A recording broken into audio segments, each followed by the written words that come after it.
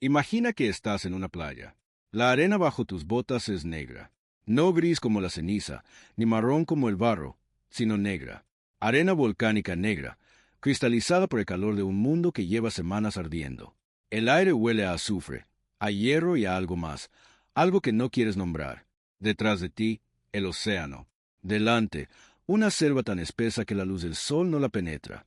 Y en algún lugar de esa selva, entre las raíces, las rocas y los túneles que se extienden 12 metros bajo tierra, 10.000 hombres esperan a que des un solo paso. Tienes 30.000 soldados. Tienes apoyo naval. Tienes poder aéreo. Tienes todas las ventajas que la guerra industrial moderna puede ofrecer en 1944. Y, sin embargo, en 3 semanas de combates en una isla más pequeña que la ciudad de Washington, D.C., perderás más hombres que en algunas campañas enteras en el norte de África. El enemigo no retrocederá. El enemigo no se rendirá. El enemigo no cederá. Esta es la guerra del Pacífico. No la versión edulcorada que se enseña en las escuelas.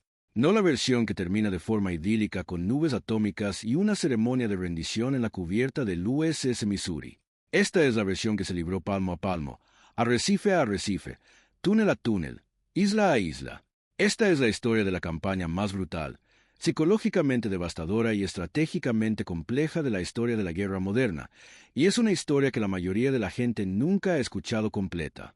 Al final de este documental, comprenderás por qué los hombres que sobrevivieron regresaron a casa transformados, porque los generales que lo planearon perdieron el sueño el resto de sus vidas, y porque las islas del Pacífico Central y Occidental, lugares que la mayoría de la gente no puede ubicar en un mapa, se convirtieron en las propiedades inmobiliarias más caras de la historia de la humanidad.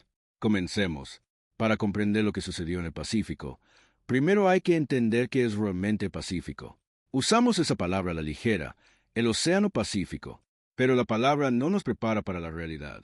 El Océano Pacífico abarca más de 165 millones de kilómetros cuadrados. Eso es más que toda la superficie terrestre de la Tierra junta. No es un océano como el Atlántico, navegable, relativamente predecible. El Pacífico es un mundo aparte. Un mundo de tormentas que se extienden a lo largo de miles de kilómetros, de fosas oceánicas más profundas que la altura del Everest, de cadenas de islas separadas por cientos de kilómetros de mar abierto sin nada entre ellas. Cuando Japón lanzó su ataque contra Pearl Harbor el 7 de diciembre de 1941, no se limitaba a bombardear una base naval. Estaba ejecutando el primer paso de una estrategia diseñada en torno a esa geografía.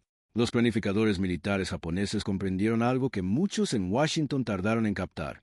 En el Pacífico, la distancia es un arma. Si se logra establecer un perímetro defensivo lo suficientemente amplio, profundo y fortificado, si se convierte cada isla en una fortaleza y cada arrecife en un campo de batalla, el coste de un ataque será tan catastrófico que el enemigo perderá la voluntad de continuar. Esta estrategia tenía un nombre. Los japoneses la denominaron Perímetro de Defensa Exterior. Se extendía desde las islas Aleutianas en el norte, pasando por la isla Wake y las islas Marshall, a través de las Carolinas y las Marianas, hasta las islas Salomón y Nueva Guinea en el sur. Una cadena de fortalezas insulares, cada una diseñada para agotar los recursos de los estadounidenses que avanzaban antes de que pudieran alcanzar las islas principales de Japón. En los 6 meses posteriores a Pearl Harbor, Japón se apoderó de un imperio. Filipinas cayó en mayo de 1942 tras un brutal asedio. Guam cayó en cuestión de horas el 8 de diciembre de 1941, apenas un día después de Pearl Harbor. La isla Guam resistió 16 días contra todo pronóstico antes de caer finalmente el 23 de diciembre. Malasia, Borneo, Birmania, las Indias Orientales neerlandesas, todas cayeron con una velocidad aterradora. Para la primavera de 1942, Japón controlaba el imperio más grande de la historia de Asia. Un imperio que se extendía 14.000 kilómetros desde su frontera occidental hasta la oriental. Los estadounidenses se quedaron con una pregunta sin respuesta fácil. ¿Cómo se ataca un imperio construido sobre el agua? La respuesta que finalmente surgió definiría todo lo que vendría después. No provino de un solo genio en una oficina de Washington, sino de una larga, dolorosa y encarnizada discusión entre dos hombres muy diferentes con dos visiones muy distintas de cómo debía librarse esta guerra. El primer hombre fue el general Douglas MacArthur. Berlante, Vanadoso, Tito, MacArthur había escapado de la caída de Filipinas en una lancha torpedera en marzo de 1942, dejando atrás a 76.000 soldados filipinos y estadounidenses que sufrirían la marcha de la muerte de Bataan. Se paró en el muelle de Cagayán de Oro, en el sur de Filipinas, y pronunció palabras que se convirtieron en promesa y carga a la vez: volveré. Para MacArthur, la campaña del Pacífico siempre fue algo personal. Tenía la intención de regresar a Filipinas sin importar lo que exigiera la lógica estratégica. Su plan era avanzar a lo largo de la costa norte de Nueva Guinea, utilizando la fuerza aérea terrestre para ir saltando de base en base, avanzando hacia Filipinas desde el sur. El segundo hombre fue el almirante Chester Nimitz, discreto donde MacArthur era ruidoso, preciso donde MacArthur era dramático. Nimitz comandaba la flota del Pacífico de Estados Unidos desde Pearl Harbor, y su visión era diferente. Veía el camino hacia Japón a través del Pacífico Central. A través de las consecuencias serían igualmente dramáticas. La pista de aterrizaje pasó a conocerse como Campo Henderson, en honor al mayor Lofton Henderson, un aviador de la Infantería de Marina que murió en la batalla de Midway. El 7 de agosto de 1942, 11.000 infantes de Marina estadounidenses desembarcaron en Guadalcanal. Fue la primera gran ofensiva terrestre estadounidense de toda la guerra. Nadie estaba completamente preparado para lo que sucedió después. La guarnición japonesa huyó inicialmente a la jungla. Los marines aseguraron la pista de aterrizaje, casi terminada, en 2 días. Parecía casi fácil. Entonces, poco a poco, la situación comenzó a desmoronarse. La noche del 8 al 9 de agosto, una fuerza naval japonesa atacó a la flota de escolta aliada frente a la isla Savo, en una de las derrotas navales más catastróficas de la historia estadounidense. 4 cruceros aliados, el USS Astoria, el USS Quincy, el USS Vincennes y el más Canberra, fueron hundidos en menos de 40 minutos. El almirante Frank Fletcher, preocupado por sus portaaviones, retiró la flota de apoyo naval, dejando a los marines en Guadalcanal sin buques de suministro, sin apoyo de fuego naval y sin cobertura aérea fiable. Los marines estaban aislados. Solo contaban con la mitad de los suministros previstos. Eran superados en número en la jungla circundante, en potencia de fuego en el mar y enfrentados en el aire. Durante semanas, los hombres en Henderson Field sobrevivieron con 2 comidas diarias de arroz japonés capturado y lo que podían cazar en la jungla. Se hacían llamar la Fuerza Aérea Cactus, un puñado de pilotos de la Infantería de Marina y la Armada que volaban aviones dañados desde una pista de aterrizaje fangosa bajo bombardeos casi constantes de artillería y aire. Por la noche, los buques de guerra japoneses navegaban por el estrecho canal que separa las islas Salomón y bombardeaban el aeródromo de Henderson con total impunidad. Los marines lo llamaban el Expreso de Tokio. No les quedaba más remedio que refugiarse en sus trincheras y esperar.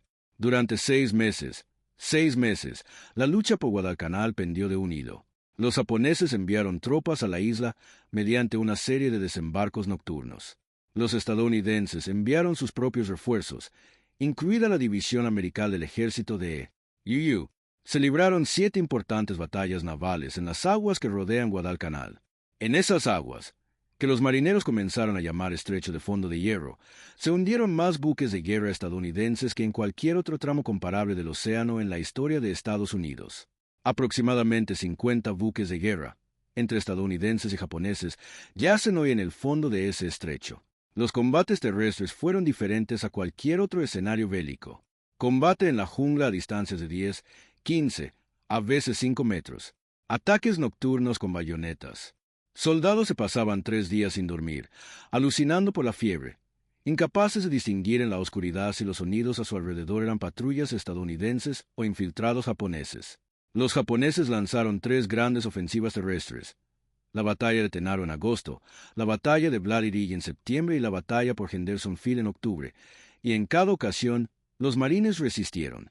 El 9 de febrero de 1943, tras 6 meses de los combates más brutales que el Pacífico había presenciado hasta entonces, el general Alexander Patch informó a sus superiores con un mensaje que se hizo famoso por su sobriedad.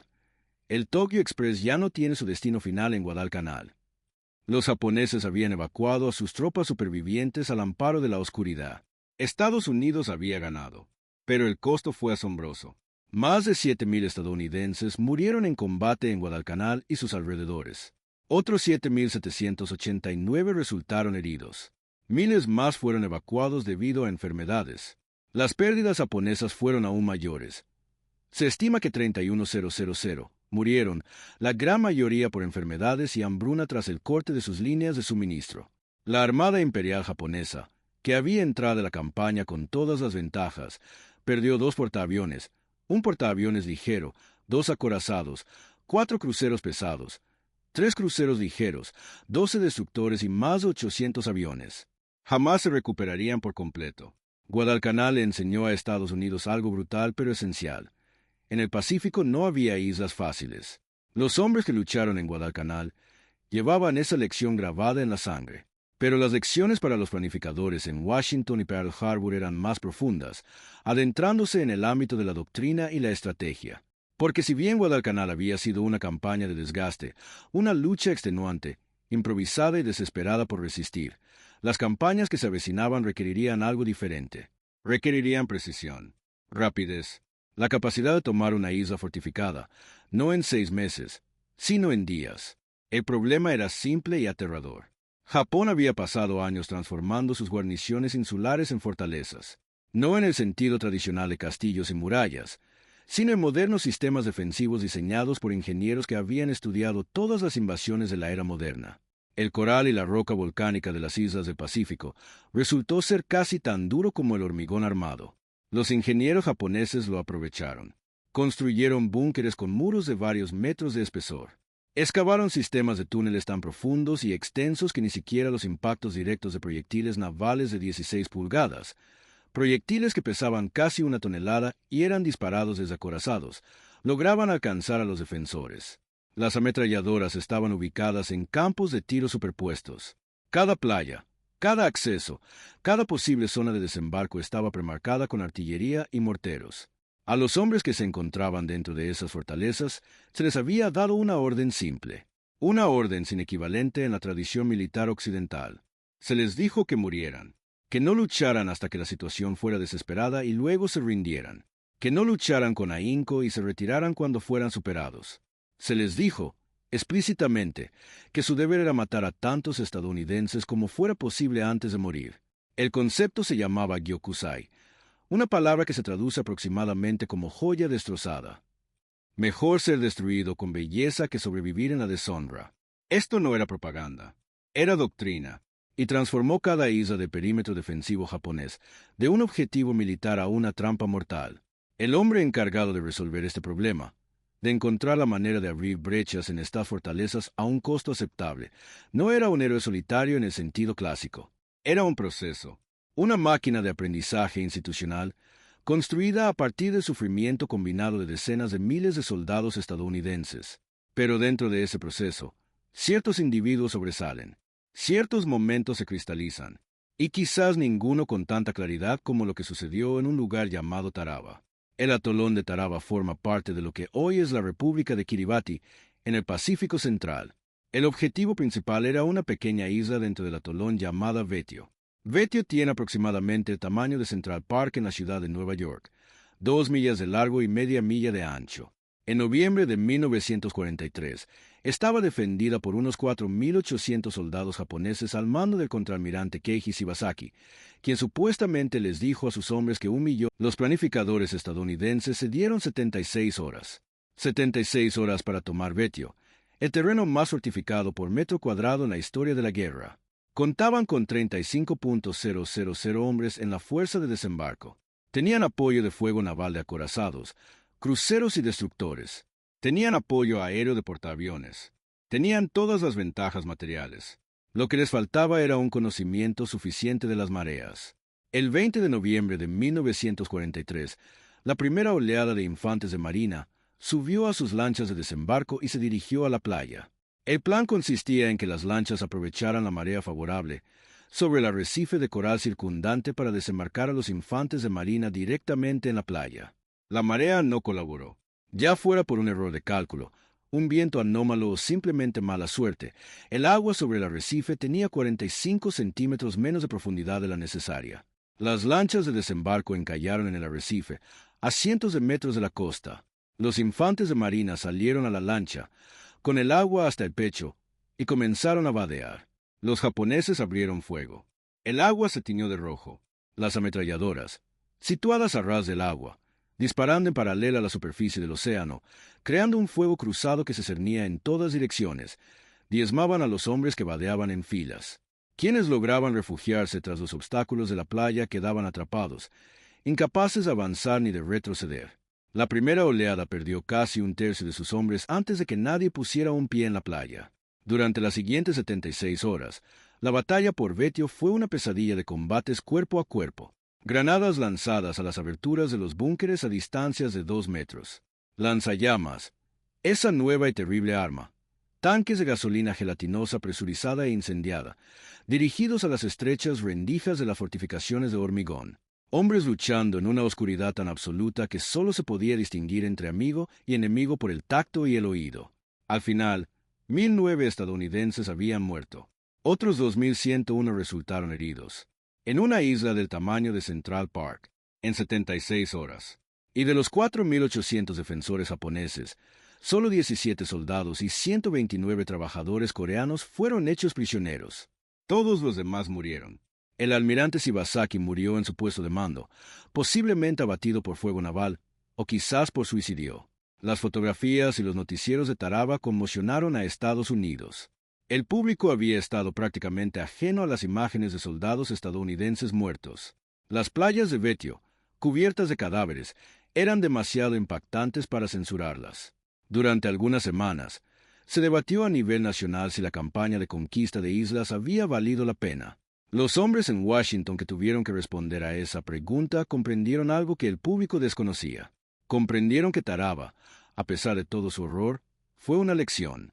Cada error cometido en Taraba, los cálculos de las mareas, el bombardeo naval que se detuvo demasiado pronto, la falta de vehículos anfibios con orugas capaces de cruzar el arrecife, las fallas en las comunicaciones entre oleadas.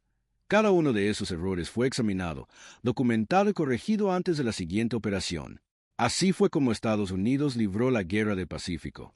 No de forma brillante, no sin errores catastróficos, pero sí con una incansable voluntad institucional de aprender, de adaptarse y de aplicar esas adaptaciones con mayor rapidez de la que el enemigo podía anticipar. El hombre que quizás encarnó este proceso mejor que ningún otro no era un general ni un almirante. Era un coronel de la Infantería de Marina, llamado Evans Carlson, y su historia no comienza en el Pacífico, sino en China. Evans Fordyce Carlson nació en Vermont en 1896. Se alistó en el ejército a los 16 años mintiendo sobre su edad, una práctica común en aquella época, y sirvió en Filipinas y México antes de la Primera Guerra Mundial. Luchó en Francia. Resultó herido. Regresó. Se reincorporó al cuerpo de marines y pasó años en Nicaragua combatiendo en la guerra de guerrillas durante las guerras bananeras, aprendiendo tácticas de unidades pequeñas y la psicología de la guerra irregular que ningún manual de campaña enseñaba. Pero fue China lo que lo transformó. Entre 1937 y 1938, Carlson viajó con el 8º Ejército de Ruta Comunista Chino como observador. Durante más de un año, marchó con ellos, comió con ellos y durmió en sus campamentos. Estudió lo que ellos llamaban Gung Ho, una expresión china que significa trabajar juntos, y que el 8º Ejército de Ruta adoptó como lema de esfuerzo colectivo y sacrificio mutuo. Observó cómo pequeñas unidades de soldados motivados y comprometidos ideológicamente podían operar en terrenos donde los ejércitos convencionales fracasarían.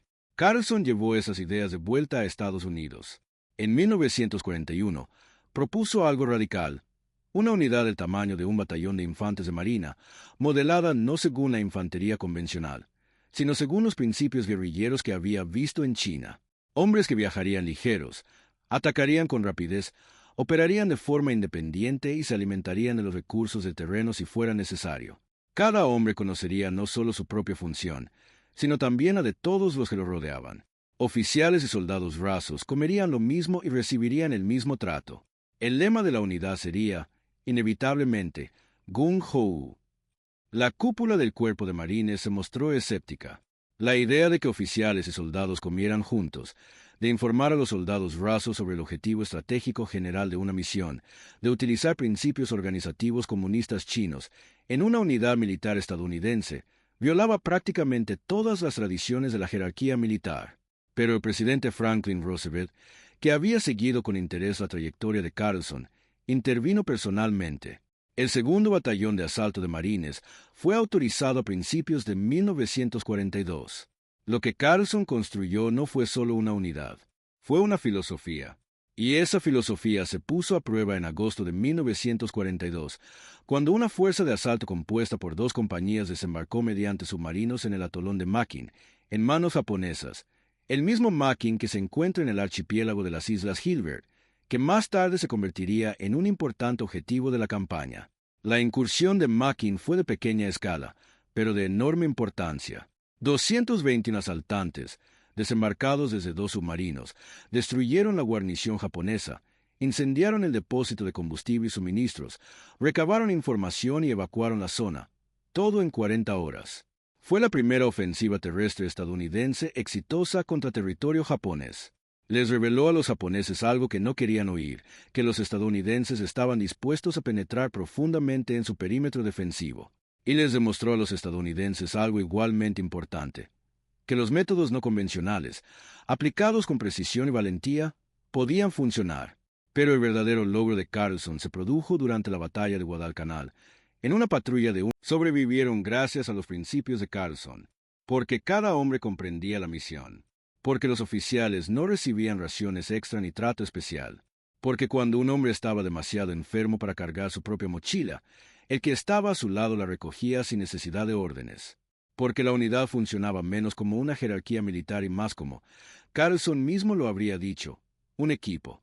Los altos mandos del cuerpo de marines nunca adoptaron por completo la labor de Carlson. Los batallones Rader fueron finalmente disueltos en 1944 y su personal reintegrado a unidades convencionales. Pero las ideas perduraron. Los principios de cohesión de las unidades pequeñas, el liderazgo de los oficiales desde el frente y el entrenamiento de los hombres para comprender el porqué y no solo el qué. Estas ideas impregnaron la cultura del cuerpo de marines durante toda la campaña del Pacífico y resuenan en la doctrina de operaciones especiales hasta el día de hoy. Para 1944, el avance estadounidense en 2 frentes había llegado a un punto crítico. Las fuerzas de MacArthur habían avanzado por la costa de Nueva Guinea mediante una serie de desembarcos anfibios brillantemente ejecutados, sorteando las principales concentraciones japonesas y dejándolas a merced de los suministros. La ofensiva de Nimitz en el Pacífico Central había logrado conquistar las Islas Marshall, Kwajalein en febrero de 1944, a un costo mucho menor que de Tarawa gracias a la experiencia de los planificadores, y ahora apuntaba al objetivo final, las Islas Marianas. Saipan, Tinian, Guam.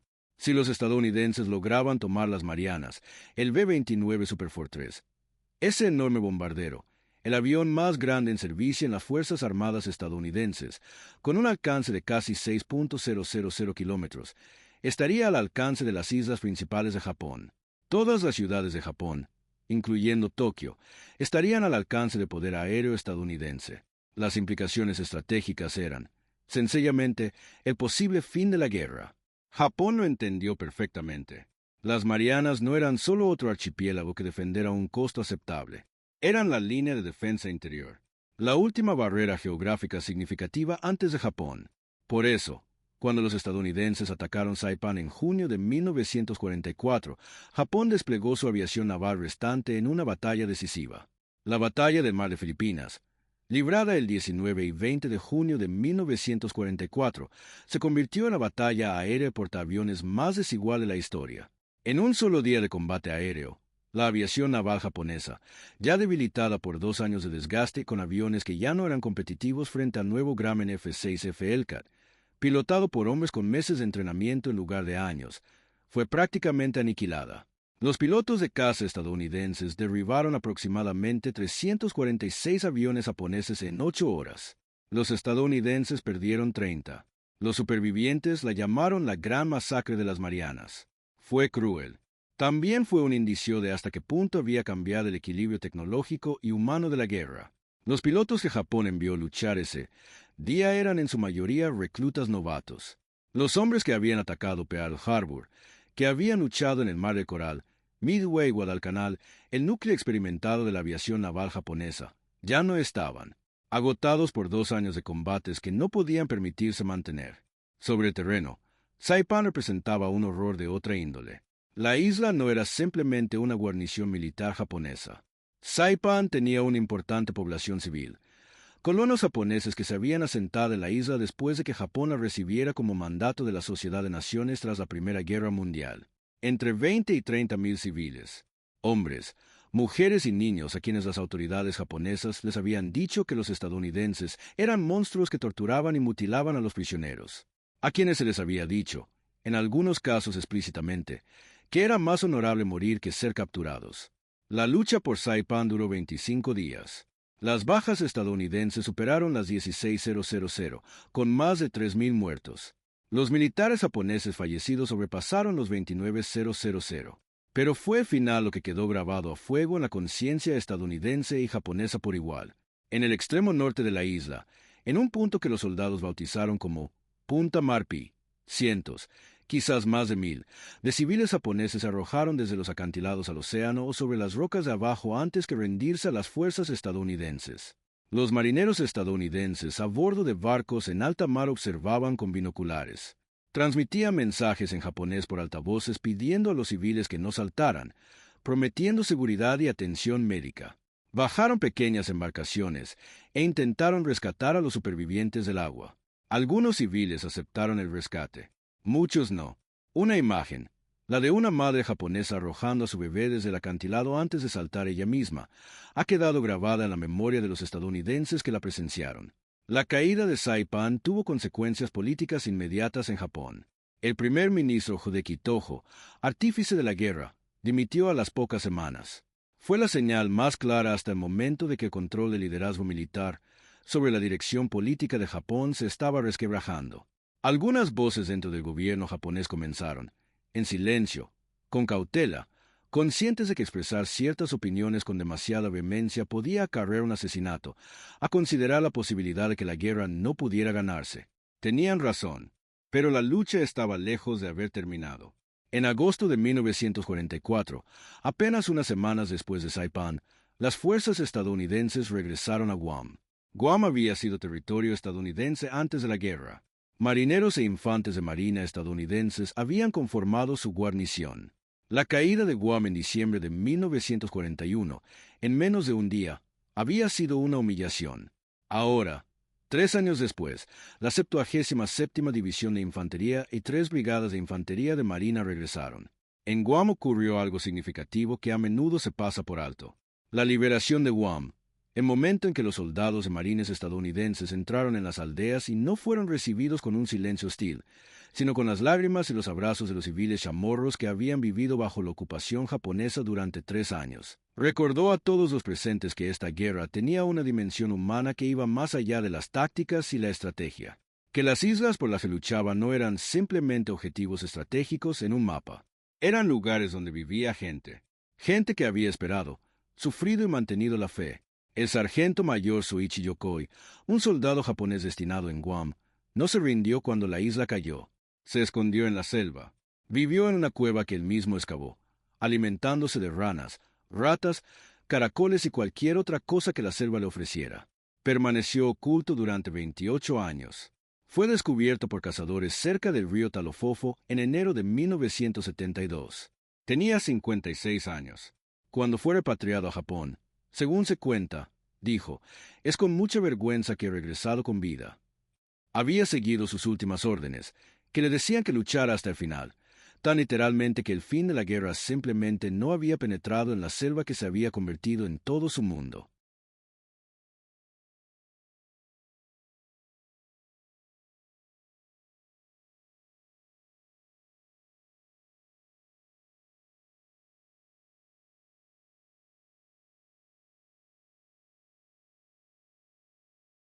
La historia de Yokoi no solo es notable por su resistencia, sino que ofrece una visión de la cruda realidad psicológica de lo que Japón había construido en el Pacífico.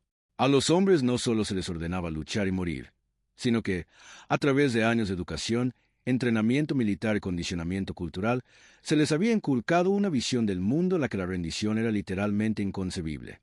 Una visión en la que la alternativa a la victoria siempre era la muerte y nunca la derrota. Comprender esa visión del mundo es esencial para entender lo que sucedió después. Poliliu. Esta palabra no significa prácticamente nada para la mayoría de la gente fuera de los círculos de historia militar. Dentro de esos círculos, se pronuncia con un peso particular. un peso que encierra algo parecido al dolor. Peleliu es una de las Islas Palaos, al suroeste de las Marianas. En septiembre de 1944, la Primera División de Infantería de Marina, veteranos de Guadalcanal, una de las unidades más experimentadas del ejército estadounidense, recibió la orden de tomarla. La estimación inicial era de 3 días, quizás 4 como máximo. El general William Rupertus, comandante de la división, declaró públicamente que sería una batalla dura pero rápida. Duró 73 días. La razón era un hombre llamado Coronel Kunio Nakagawa. Nakagawa había recibido el mando de la guarnición de Peleliu, compuesta por 11.000 hombres, y había hecho algo que ningún comandante japonés había hecho antes, al menos no a esta escala.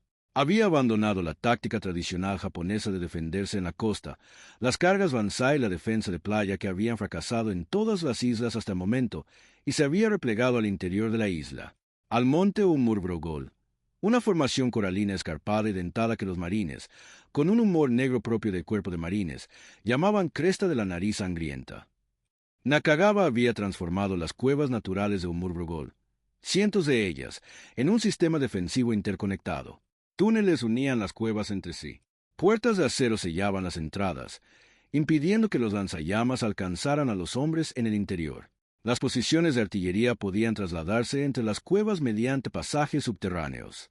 Cuando la potencia de fuego estadounidense hacía insostenible una posición, los defensores simplemente se desplazaban a otra a través del sistema de túneles.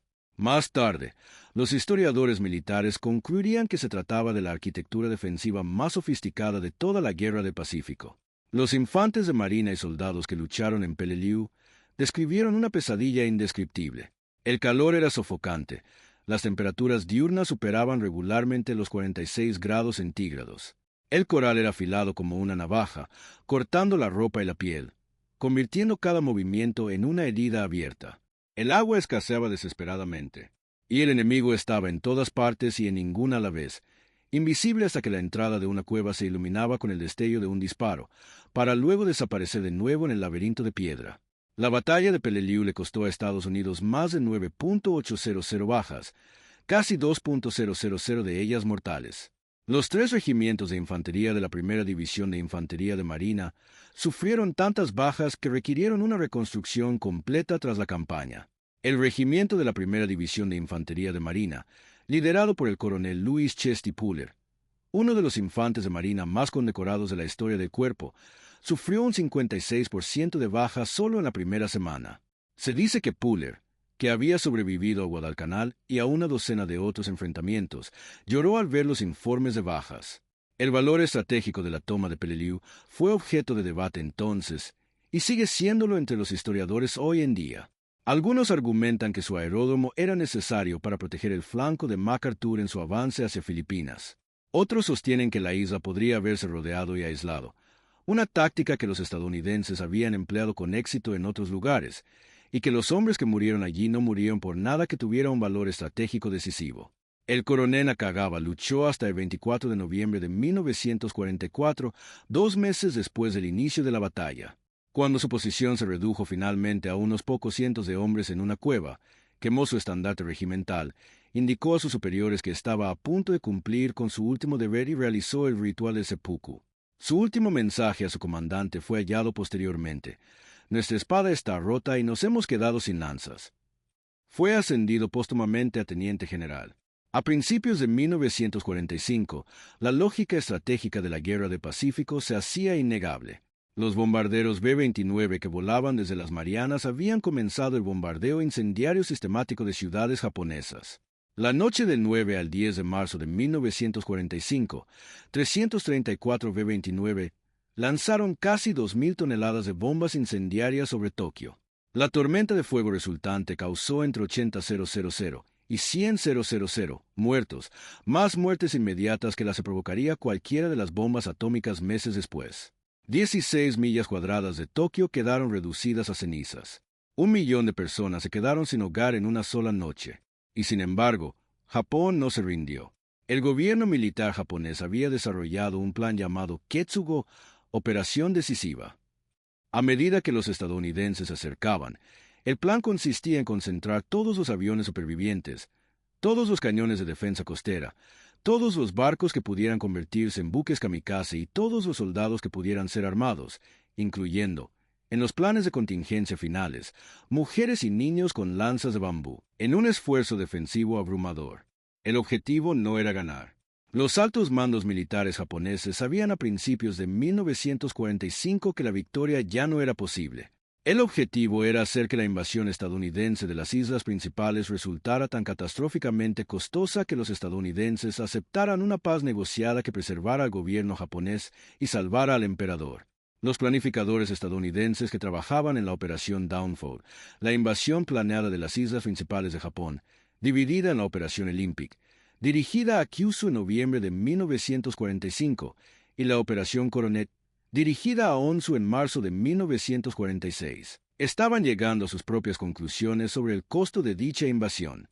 Las estimaciones del Estado Mayor Conjunto, elaboradas en el verano de 1945, proyectaban bajas estadounidenses de entre 250.000 y más de 1.000.000, dependiendo del nivel de resistencia japonesa. Las bajas civiles japonesas en una invasión a gran escala probablemente habrían ascendido millones. La destrucción demográfica y cultural de Japón como sociedad funcional era una posibilidad real que los planificadores estadounidenses estaban considerando discretamente en sus modelos. Antes de que pudiera ejecutarse el hundimiento, había que librar 2 batallas más por islas.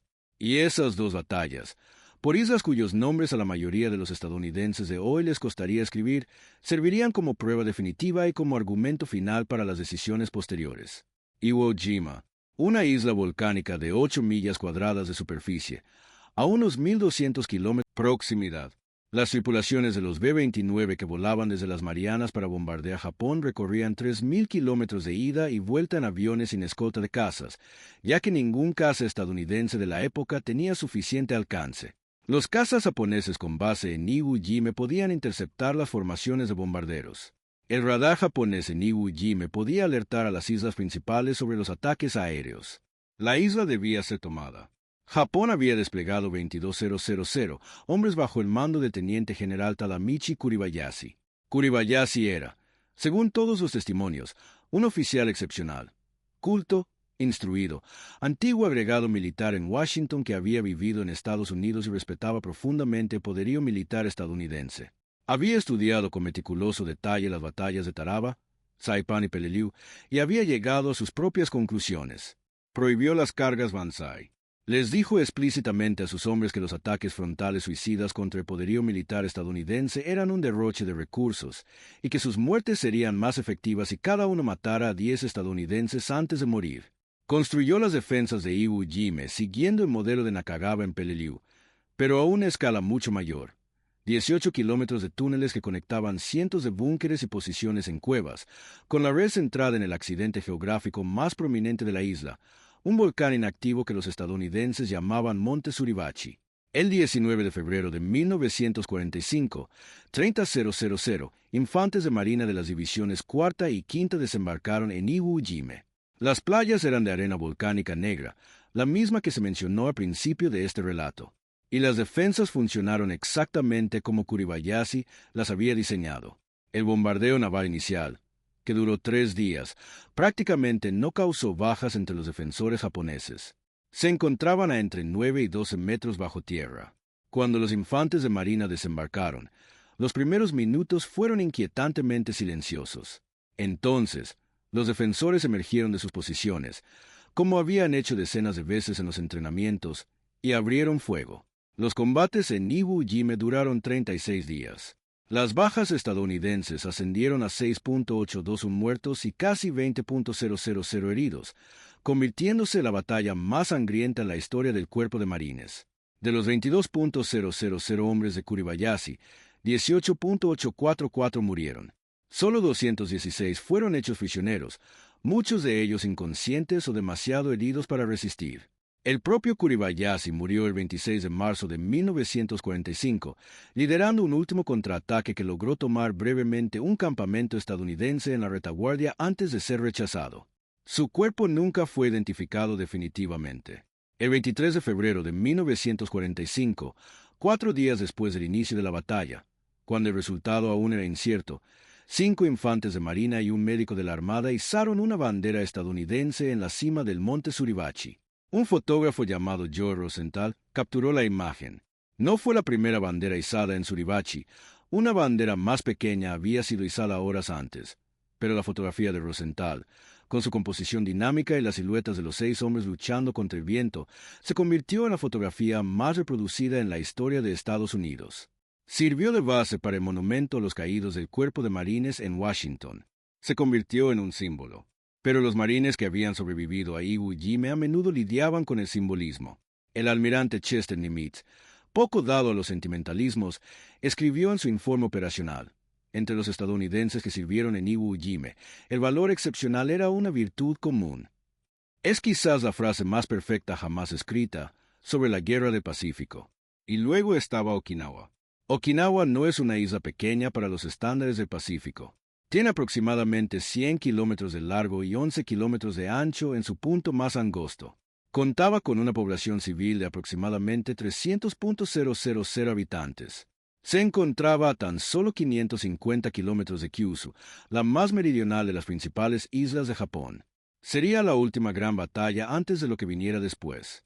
La Operación Iceberg, la invasión de Okinawa, comenzó el 1 de abril de 1945, Día de los Inocentes, con 182.000 soldados estadounidenses realizando el mayor desembarco anfibio de la Guerra del Pacífico.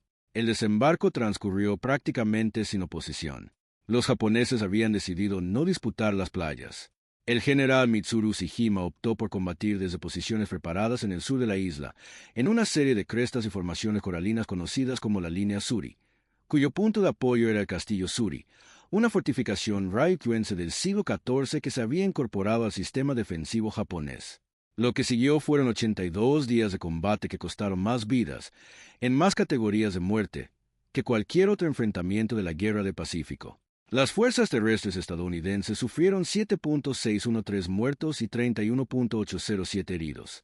Las fuerzas navales estadounidenses, blanco de la mayor campaña kamikaze de la guerra, con más de 1.900 ataques aéreos suicidas, sufrieron 5.000 muertos y 4.600 heridos, con 36 barcos hundidos y 368 dañados. La guarnición japonesa de 110.000 hombres quedó prácticamente destruida. Se estima que también murieron 100.000 civiles japoneses, atrapados entre los dos ejércitos, obligados a refugiarse en cuevas donde a veces morían junto con los soldados en lugar de rendirse, muertos accidentalmente por fuego estadounidense, en casos documentados pero aún no completamente esclarecidos, asesinados por soldados japoneses que los consideraban una amenaza potencial. El 18 de junio de 1945, el general Simon Bolivar Buckner Jr., comandante del 10º Ejército estadounidense, murió a causa del fuego de artillería japonés mientras observaba el frente. Fue el oficial estadounidense de mayor rango muerto por fuego enemigo en toda la guerra. 2 días después, el general Ushijima realizó el ritual de seppuku en su búnker de mando a colapsar las últimas posiciones defensivas japonesas. El 22 de junio finalizó la resistencia organizada en Okinawa.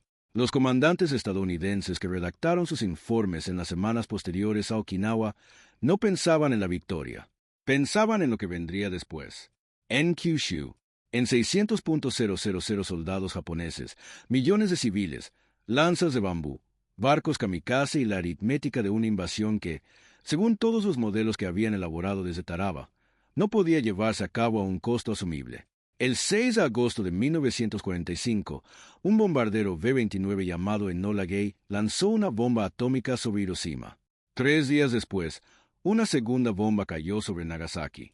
El 15 de agosto, el emperador Hirohito pronunció un discurso radiofónico, la primera vez que la mayoría de los japoneses oían la voz de su emperador, anunciando la aceptación de Japón de las condiciones de rendición de los aliados. El 2 de septiembre de 1945, la rendición formal se firmó a bordo del USS Missouri en la bahía de Tokio. La Guerra del Pacífico había terminado. Las cifras, al ser presentadas en Congreso, es más difícil cuantificar las vidas de cientos de miles de isleños del Pacífico, filipinos, coreanos y chinos atrapados en la maquinaria de la guerra, pero según cualquier estimación, suma millones más a la cifra total. La campaña de salto de isla en isla transformó radicalmente la concepción militar de la guerra anfibia. Cada lección aprendida, desde Guadalcanal hasta Okinawa, sobre inteligencia previa al desembarco, coordinación del fuego naval, relación entre superioridad aérea y operaciones terrestres, y apoyo logístico a lo largo de miles de kilómetros de océano abierto, fue recopilada, analizada e incorporada a la doctrina.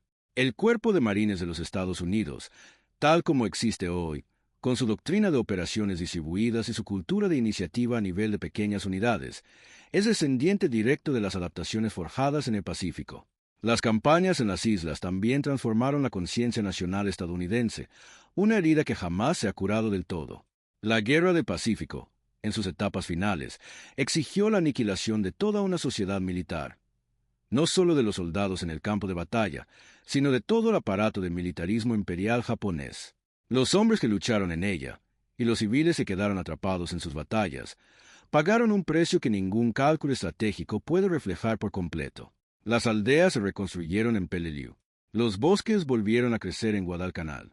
La roca volcánica de Iwo Jima alberga ahora una base de la Fuerza Aérea de Autodefensa de Japón, y los veteranos estadounidenses y japoneses que sobrevivieron solían reunirse allí cada 19 de febrero y rendirse homenaje mutuamente, cruzando las líneas en las que una vez lucharon. La mayoría de esos hombres ya no están. Los últimos son muy ancianos. En las Islas Salomón, aún hoy, los agricultores que remueven la tierra encuentran munición sin explotar. Los arrecifes de coral resguardan los cascos oxidados de antiguos buques de guerra. La selva ha vuelto a crecer sobre posiciones que los hombres construyeron y defendieron con su vida, y que fueron abandonadas pocas semanas después del fin de la guerra. La naturaleza no recuerda lo que allí ocurrió, pero el coral crece lentamente sobre el hierro. El hierro curó el coral. Década tras década, la guerra se convierte en historia geológica. Lo que no se corroe son las decisiones. La decisión de aprender de Taraba y aplicar esas lecciones en Kwajalein. La decisión del coronel Nakagawa de luchar con inteligencia en lugar de derrochar recursos.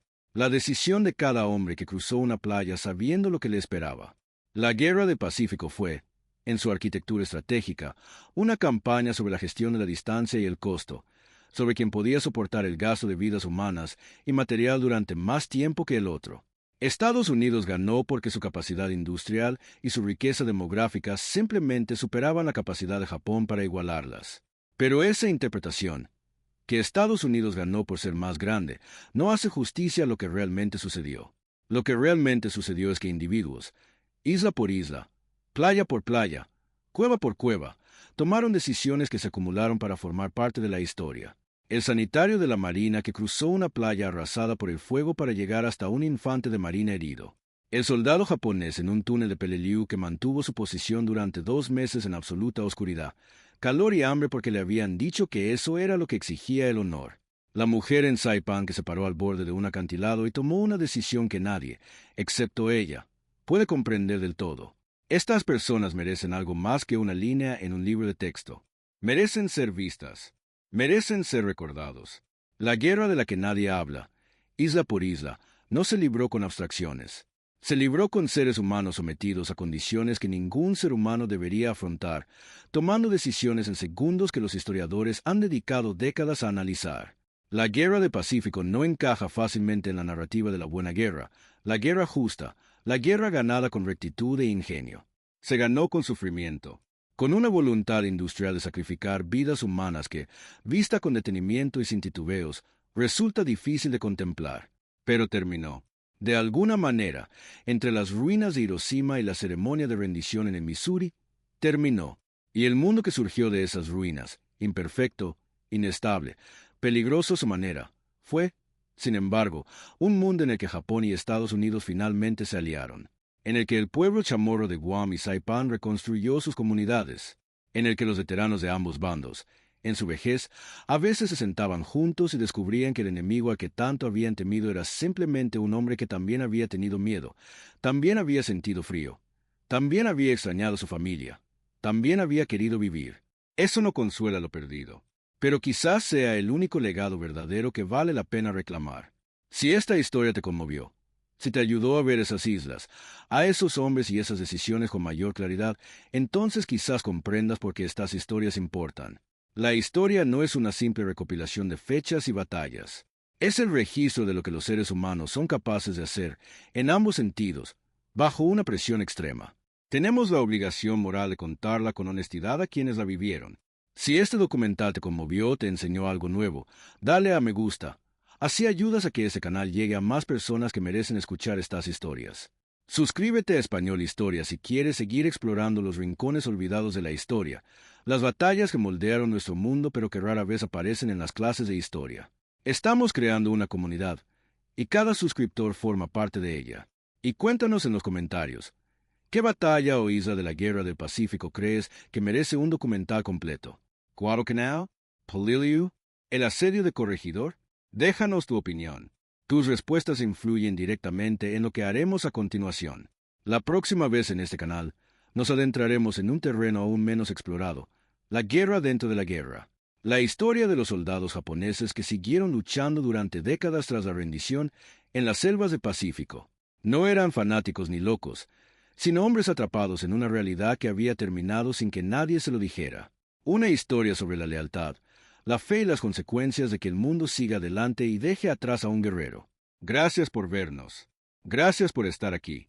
Y gracias, siempre, por interesarte lo suficiente por el pasado como para dedicarle tiempo.